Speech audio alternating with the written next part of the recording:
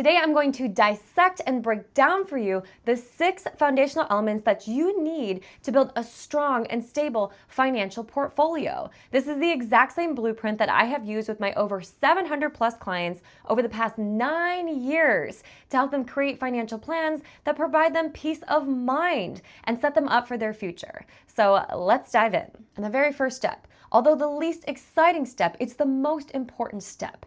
You've got to eliminate that high interest debt. And I'm specifically talking about any debt that is charging you 10% or more to borrow that money. This could be credit cards. This could be personal loans. Sometimes it's a car loan. And the reality is, if you were to skip this step and go straight into investing, it's highly unlikely that you'll put your money anywhere where you're going to see a consistent 10% or more return every single year, when every dollar you pay on this debt is a guaranteed return every single year because you're eliminating the debt. So the key is you want to eliminate the liabilities that are affecting your earning potential in the future. So this step, it's the first step because it's the most important step. Okay, after you've got a handle on all of that, step number 2 is I need you to create a basic emergency fund, but in a very specific way, specifically in your basic bank account where your checking and savings accounts are at. I need you to get to at least 2 months worth of living expenses saved in either your checking or savings account through your normal bank. You need some kind of a cushion. This is going to be there for you in case any unexpected expense were to come up, and it's a place where you have access to cash quickly without any delay or any penalty. So let's say maybe you just happen to get a flat tire one day, or maybe an unexpected medical bill comes in, or you get laid off from work. You need to be able to get access to cash immediately without any penalty and without any delay. Okay, step number 3 is we need to now build an extended emergency fund in what we call a high yield savings account. We've already got 2 months in our basic bank. Now we need to get to at least 4 months worth of our basic living expenses saved in a high yield savings. Why? Because a high yield savings account is going to pay you higher interest for parking your cash there. Now, the downside is most of our basic bank accounts don't offer any decent high yield savings accounts, so you almost always need to go Googling online high yield savings account, and a bunch of options will pop up where you'll see 3%, 4%, up to maybe 5% interest paid on this savings account.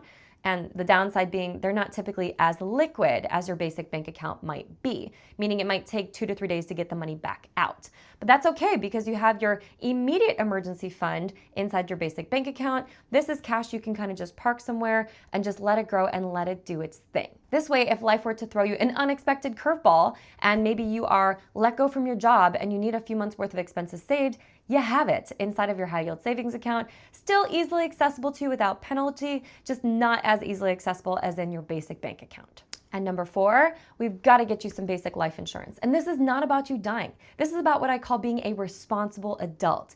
Meaning if you have other individuals that are dependent on you financially, we need to make sure that they are taken care of if anything unexpected were to happen to you. And the formula that we use to figure out how much life insurance you're going to need is called DIME. It stands for debt, income, mortgage, and education. Meaning you need enough life insurance to pay off all of your debts, to replace your income for at least 10 years or longer if you're married and you have a family or you have kids. You need enough life insurance to cover the outstanding balance on your mortgage. And if you do have kids, you want to make sure that you have enough life insurance to cover the cost of helping them go off to college if that's something that you believe in. And there are 2 main types of insurance. There is term insurance and there is permanent insurance. Term, think temporary. It's only good for a certain amount of time. 10, 15, 20, 30, all the way up to 40 years today.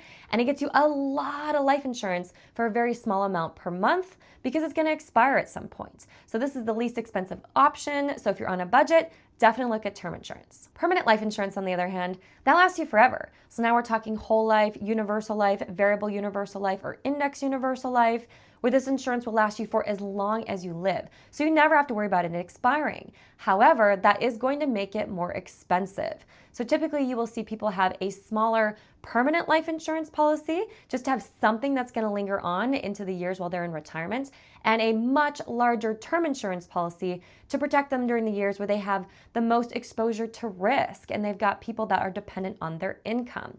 The other benefit to permanent life insurance is it does grow a cash value component to it, meaning it can also act as supplemental income for you either in retirement or at a later date. So the key is you just want to make sure you are sitting down with a licensed financial professional that understands all different types of insurance so they can make the best recommendation for you and for your family that's going to fit your budget. And step number 5, now we can talk retirement planning, but not before steps 1 through 4 are checked off.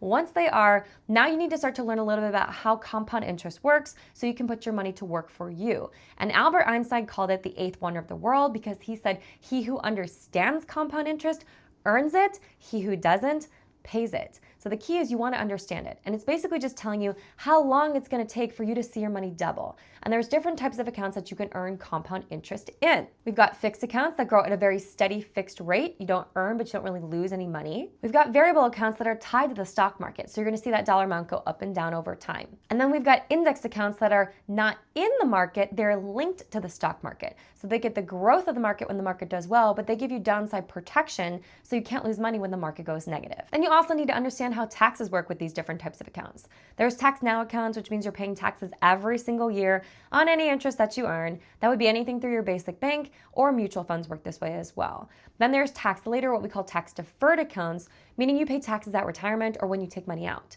But you need to ask yourself, do you think taxes are going to go up or down in the future?